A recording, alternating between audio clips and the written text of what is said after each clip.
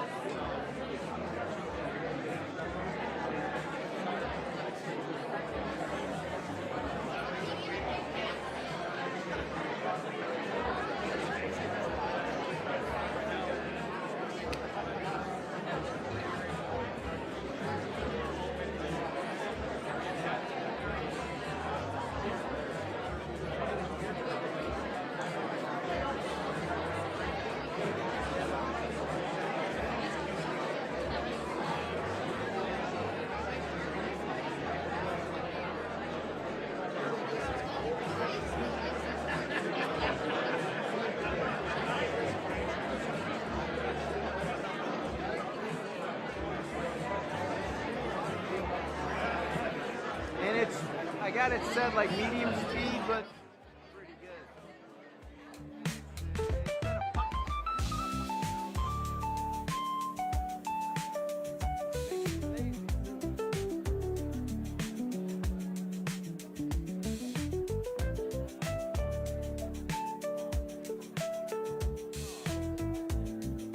Yeah, you gotta trust me, cops.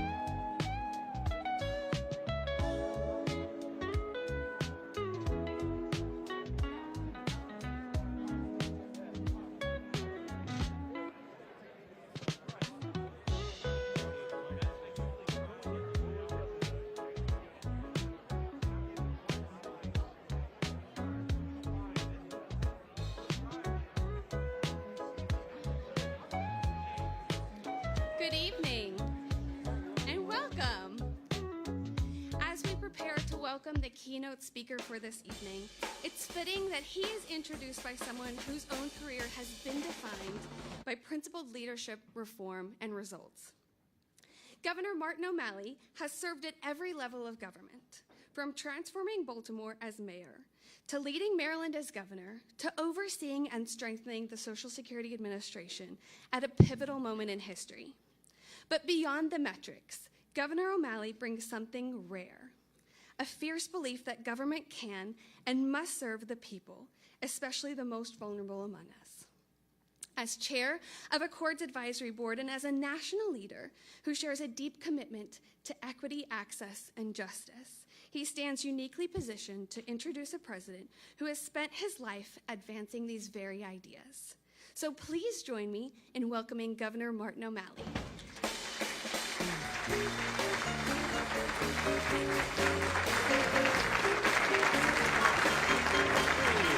Thank you. Thanks very, very much. Thank you. Wow, it is wonderful to be with all of you today. It's my great honor to join you and also to be in the company of former United States Senator Debbie Stabenow, who is here from Michigan. And also a big round of applause for former Senator Roy Blunt, who's watching on video from home. So it's a great honor to be here with all of you, the advocates, counselors, representatives of the disabled, to present our Beacon of Hope Award to our keynote speaker and the 46th President of the United States, Joe Biden.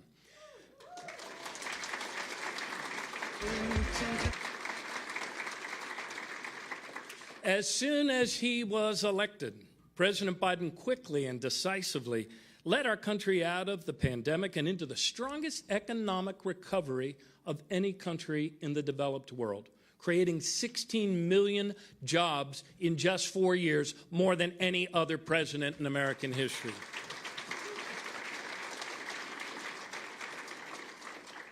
With the bipartisan infrastructure law, President Biden quickly put millions of people to work, rebuilding our bridges and tunnels, ports and airports. He made wages go up, not just for the super wealthy, but for Americans all across every earning quintile of the economy. He brought manufacturing jobs back to the United States with the CHIPS Act. He made the biggest investments ever to combat climate change. And President Biden took on big pharma and won, reducing prescription drug costs for tens of millions of Americans.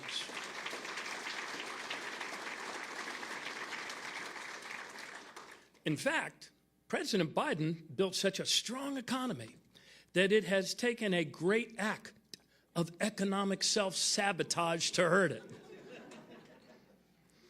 But all of you here, all of you that are counselors, all of you that are lawyers and representatives know better than most that on a deeper level, whether it was as a lawyer or as a senator or as president of the United States, Joe Biden has always fought for the dignity of every person. Perhaps that's why Social Security has always been at the forefront of Joe Biden's mind and why his defense of Social Security has always come from the bottom of his Irish-American heart.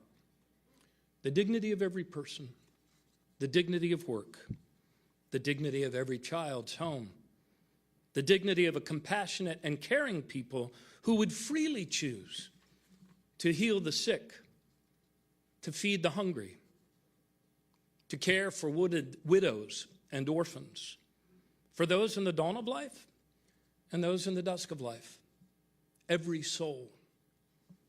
For 90 years, without ever missing a monthly benefit payment, this has been the mission of the Social Security Administration of the United States and of America. And yet, when the president asked me to lead the agency, it was not because things were going well. In fact, customer service was in a sharp decline. Wait times were going up for every line of service in this, our nation's largest insurance company, and they were going in the wrong direction fast.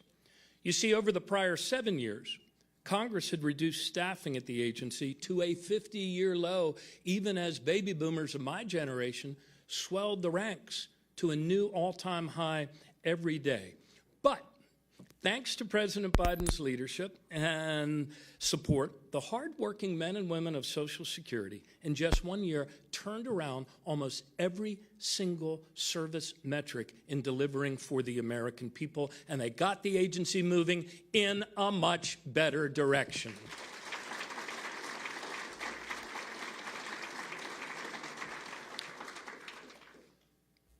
That's how President Biden, when he left office, left the agency, heading in a better direction. But now so many of those gains have been wiped out, and in just 45 days, Trump and Musk have gutted the Social Security Administration with a chainsaw.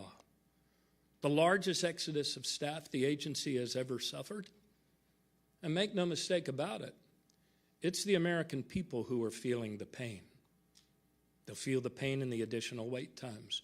They'll feel the pain from being crammed into crowded wait rooms. They'll feel the pain from their field office being gutted and reduced by 25 or 50%. But I tell you, they may feel the pain, but they will not believe the big lies. And we've heard them again. We're hearing them right now. The big lie that there's a massive zombie apocalypse of dead people. Some of them, not only 150 years old, they're 300 years old. Not true. It's a big lie. And the reason the people won't believe it is because it's not true. The other big lie, illegal immigrants. They're sucking Social Security dry.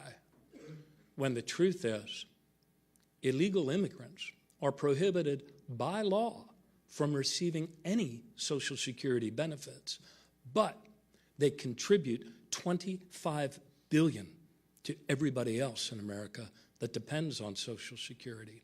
The American people aren't buying it because it's not true.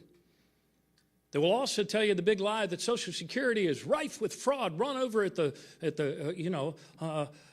cup runneth over with fraud after fraud after fraud. The American people aren't buying it. And they're not buying it because it's not true. Every inspector general for the last 30 years has concluded that the level of fraud at Social Security is actually less than 0.5%. So, as our democracy awakens to this massive breaking and entering in progress and all its attendant big lies, let no one forget that for 90 years Social Security has always worked, that for 90 years Social Security has never missed a payment, that for most of those 90 years, Social Security was allowed to have adequate staffing to serve its customers. And finally, remember this. Even when their staffing was reduced to a 50-year low, one president got it turned around and moving in a better direction. One president, in his final days in office, in fact, even signed the Social Security Fairness Act into law, the biggest expansion and strengthening of benefits in 20 years. Ladies and gentlemen, of course, that person is our keynote speaker, was the 46th President of the United States. So please welcome the strongest defender of Social Security the American people have ever had, President Joe Biden.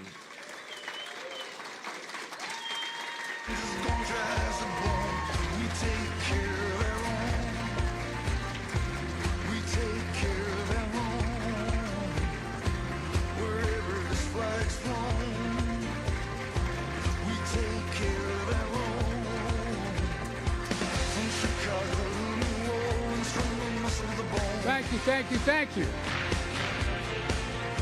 So good to be here. Shotgun shack to the Superdome.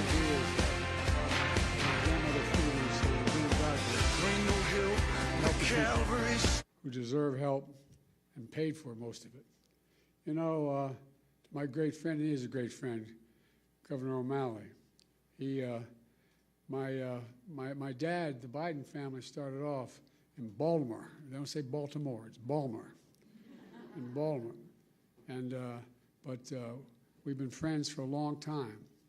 And I just want to say at the outset, if you ever want anybody on your team whether it's an athletic team, whether you're in a battle, whether it's a political team, whether it's a team just trying to help. You want O'Malley. The guy has guts. No, I mean it sincerely. He not only has political courage, has physical courage. He's across the board. If I ever want anybody standing next to me, I want O'Malley there with me. And I mean that sincerely. It really matters.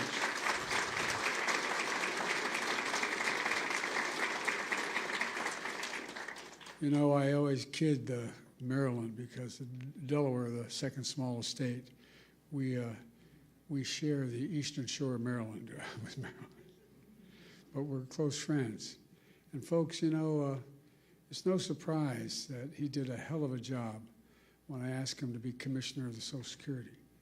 And the reason I did that, it was not an ordinary transition for a governor.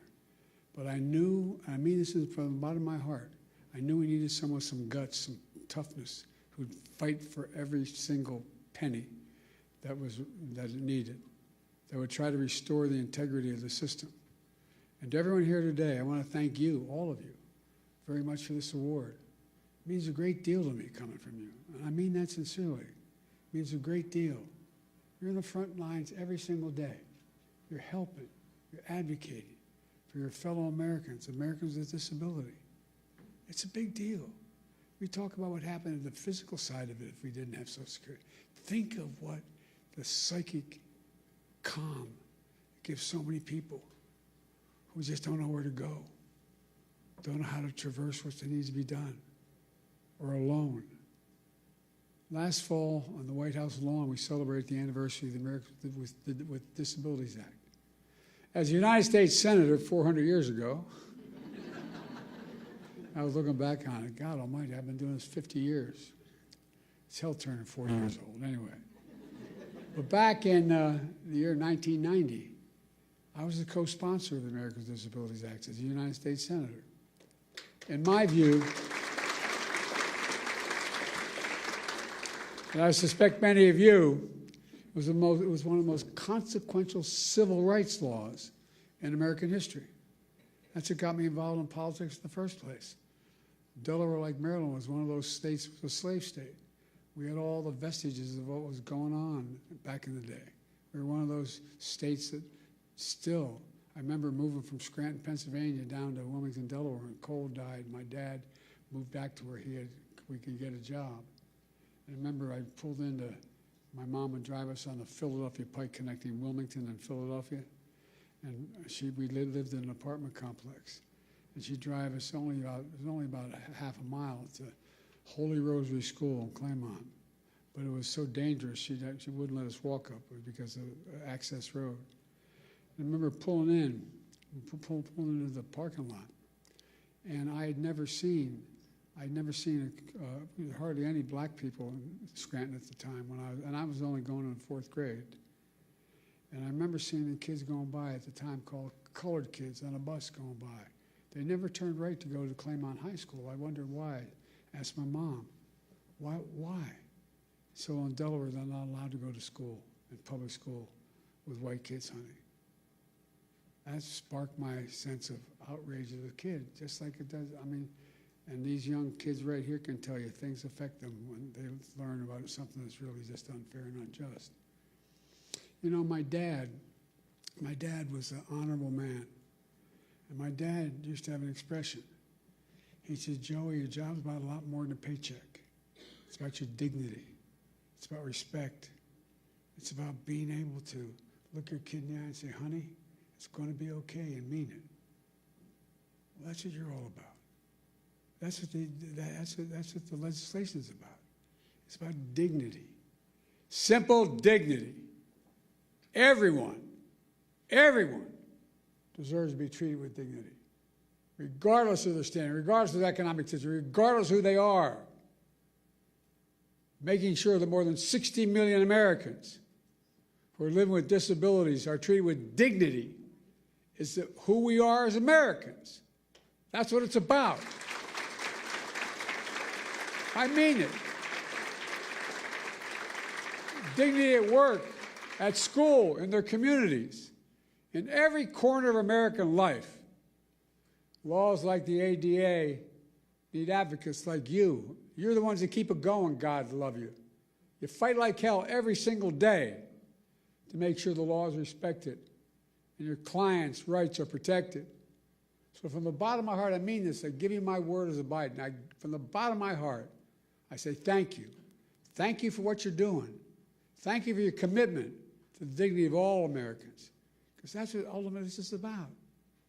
Folks, today I want to talk to you about an issue that's front and center right now for millions of Americans, Social Security. You know, some of you may know the Democrats have declared today the Save Social Security National Action Day, National Day of Action, I should say. We know just how much Social Security matters to people's lives. Everyone in this room fights for people with disabilities who rely on Social Security to survive. To survive. Not just the physical side, it's the mental side. It's the mental side. You make sure folks get the benefits they earn after a lifetime of hard work. The work they do is more than just a profession, what you do. It's a calling. It's not just a profession.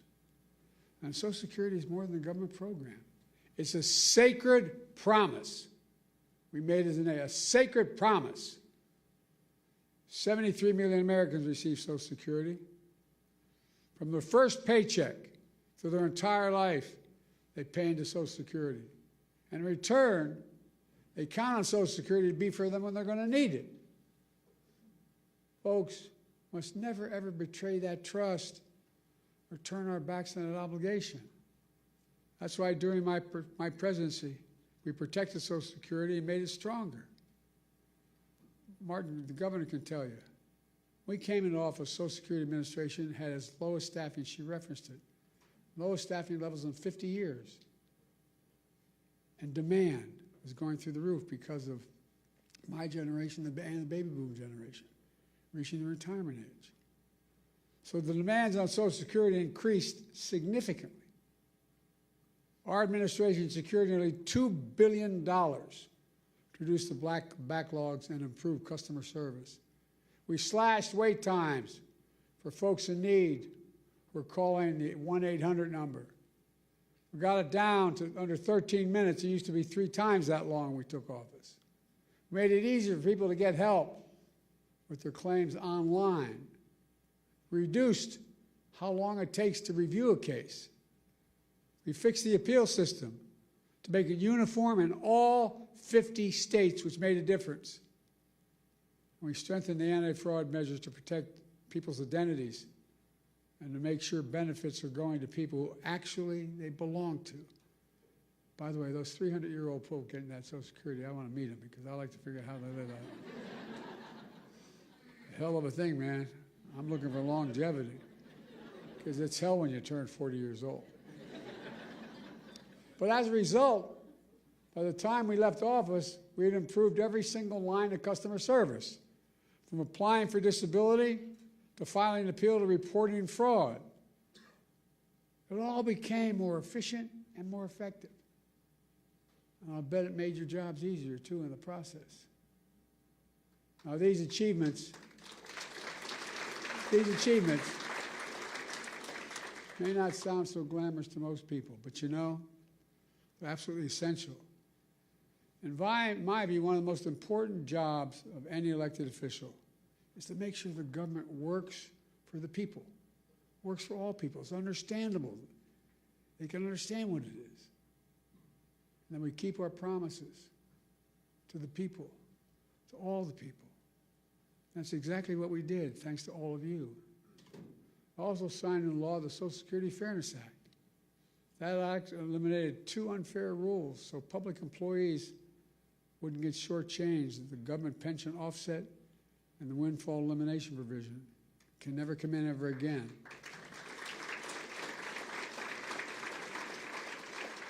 But as a result, more than 2 million people are now finally receiving the full benefits they earned. And remember, we also faced a constant threat by some members, Republican members of the Congress, to cut and gut Social Security, period. Cut and gut it, period. They wanted to let Social Security expire every 5 years. That was a proposal. Let it expire every 5 years unless reauthorized by the Congress. Who in the hell do they think they are? Every 5 years and then wait around and be, no. I will not go further or get in trouble, but look, folks. Can you imagine the chaos it would have charged? Every 5 years, Congress is going to step up. You imagine this Congress stepping up? They threatened to raise the retirement age as well. Now, that might not be a hardship for someone working in a comfortable job. But if you're on your feet all day, you're doing manual labor all day, you're working with a disability, it's a very different matter. And then they even tried to face cuts, force cuts on Social Security during the negotiation of the debt ceiling. These are wonderful guys. Last time this guy had the job, he raised the debt ceiling because of an enormous and profligate tax cut to the super wealthy. And then he said, look, then they started talking to his colleagues. Well, maybe we can do something about Social Security, but we got to do something about the debt ceiling. How are we going to do? We can find the money in Social Security. Unless we do what they wanted. They wanted to cut Social Security. Not on my watch. We refused to go along with any of that. Look, Americans have always been able to count on these benefits. And let me pause a second here and say this. We talk about the physical needs that Social Security provides for people, particularly hardworking people, people retired, people on the edge. But the psychological impact is profound. Profound. You're a man or a woman, you're 70s, 80 years old, you're not in good shape, you have a disability, and you hear the check may not come. How do you sleep at night? How do you sleep at night? We lived up in Wilmington in a 3-bedroom split-level home in a new development, 40 homes, with 4 kids and a grandpa living with us. And I remember our headboard was near my dad's and mom's room. And you could tell when Dad was restless. I remember asking one night my mom, what's the matter with Dad? The next morning, she has found out that we're not going to provide insurance anymore where he works. Well, imagine if you're somebody who's been struggling your whole life. You literally count on Social Security to buy your food, just to get by. And you hear the threats about what may happen. Many of these beneficiaries, that's their only income. If they were cut or taken away, it'd be devastating for millions of people. And the psychological pressure we put people under by having this debate is absolutely devastating. That's why we work so damn hard to make Social Security Administration stronger than it's been in years. And that's why I asked the governor to take over, by the way. But look what's happened now.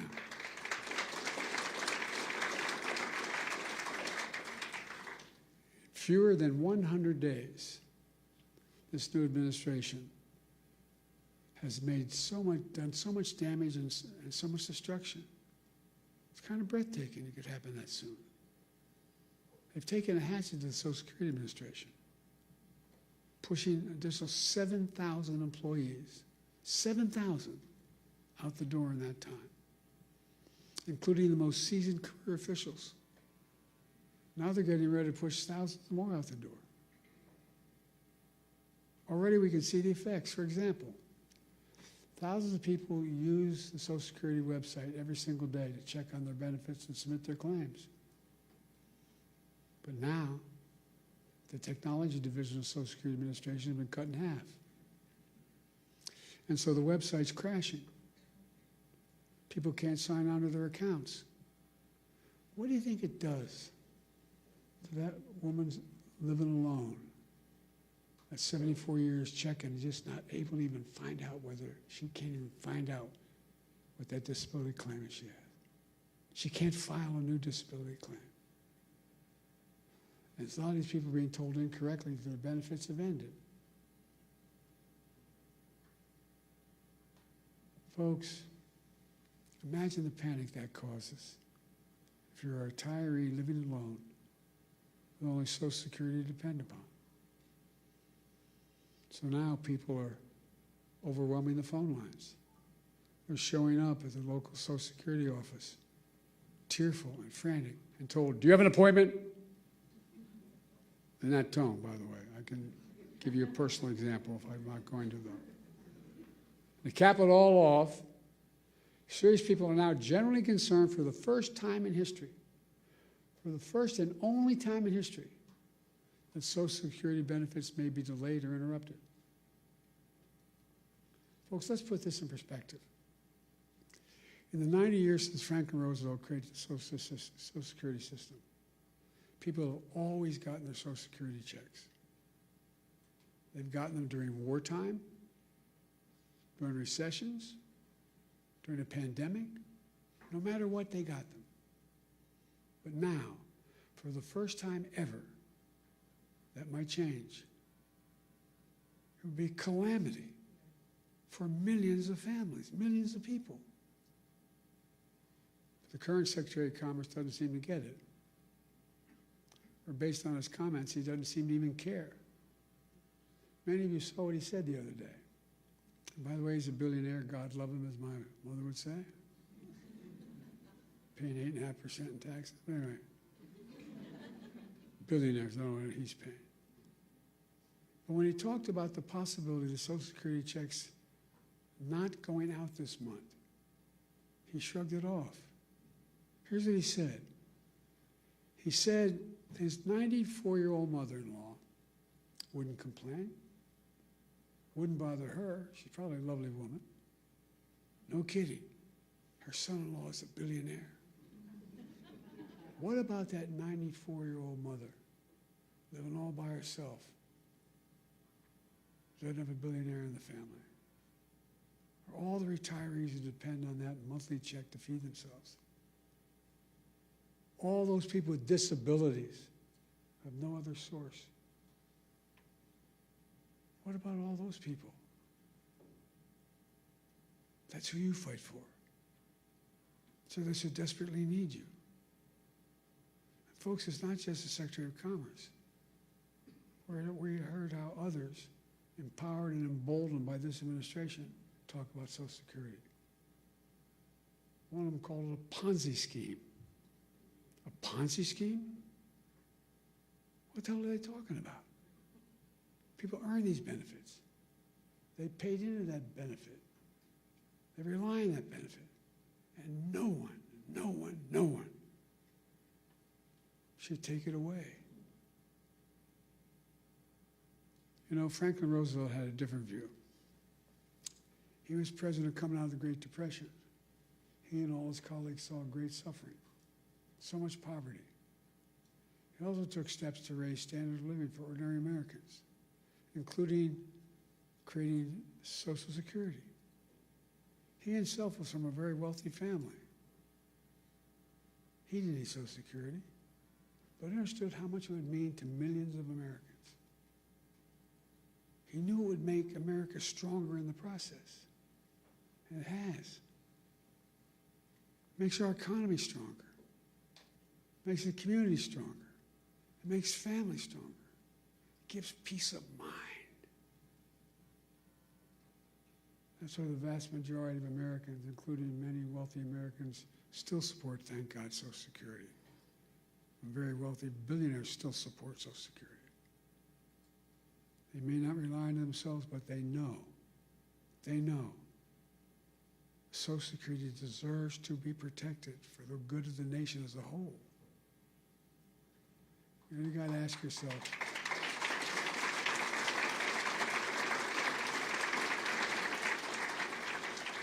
yourself, why is this happening? Why are these guys taking aim at Social Security now? Well, they're following that old line from tech startups. The quote is, move fast, break things. Well, they're certainly breaking things. They're shooting first and aiming later. And as a result, the result is a lot of needless pain and sleepless nights. My friend Governor O'Malley knows what they're really up to. He says, and I love his quote, they want to wreck it so they can rob it. They want to wreck it so they can rob it. And why do they want to rob it? In order to deliver huge tax cuts to billionaires and big corporations and keep it going.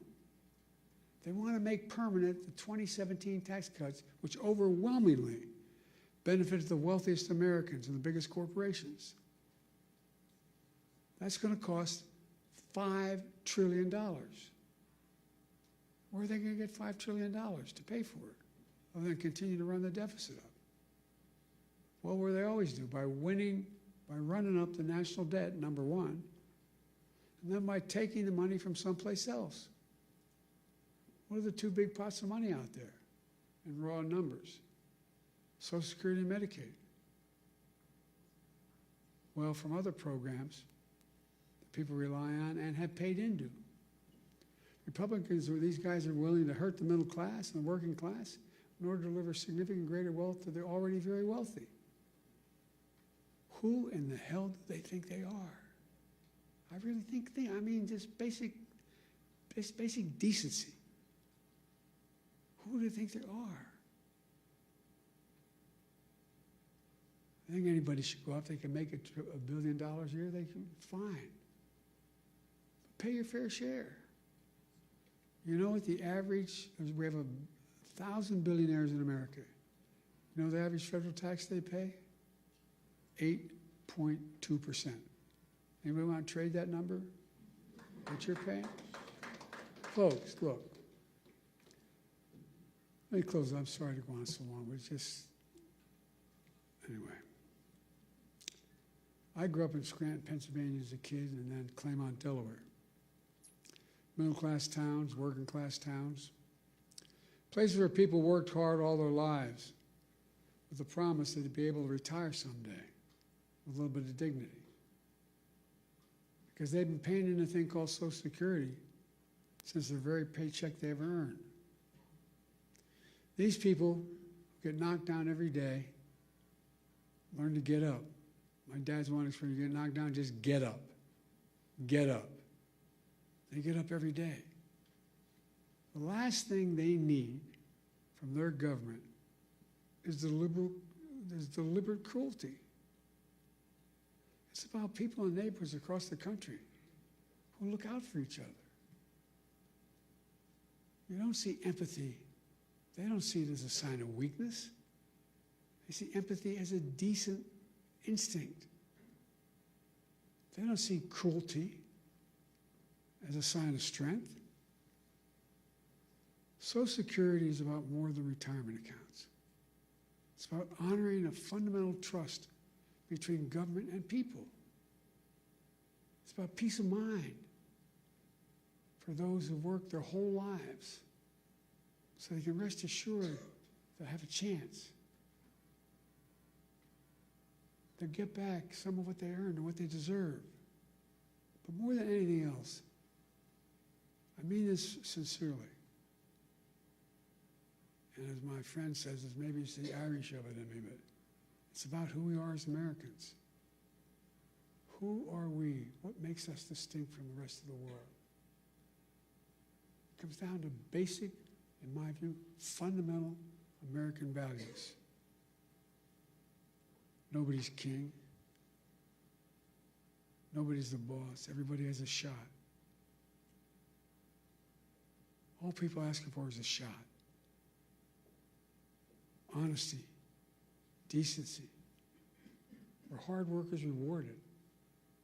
Have some faith in each other. Fairness, simple fairness. We can't go on like this as a divided nation, as divided as we are. Like I said, I've been doing this a long time. It's never been this divided. Granted, it's roughly 30%, but it's a 30% that has no heart. What we see in America, that's what we believe in, fairness. And that's the America we can never forget or walk away from. Folks, I mean this. I know it sounds trite, but I have to remember who we are. We're the United States of America. The United States of America. The most unique country in the history of the world, and that's not hyperbole. Every other nation was founded because of religion, geography, ethnicity. We're the only nation in the world founded on an ocean.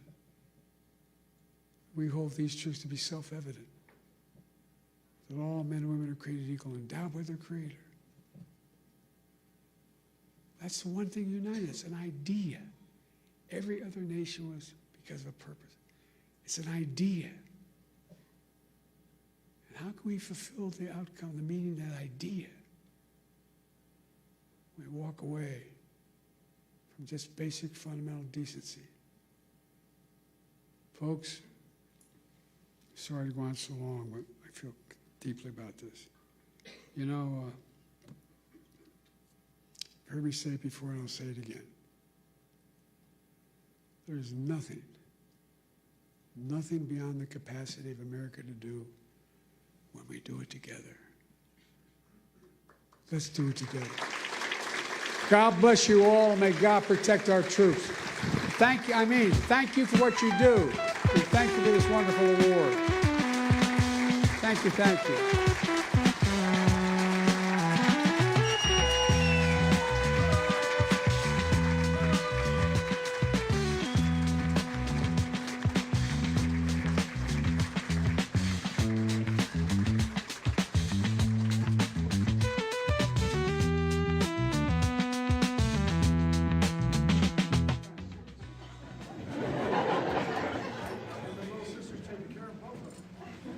My sister. Anyway, thank you all very much.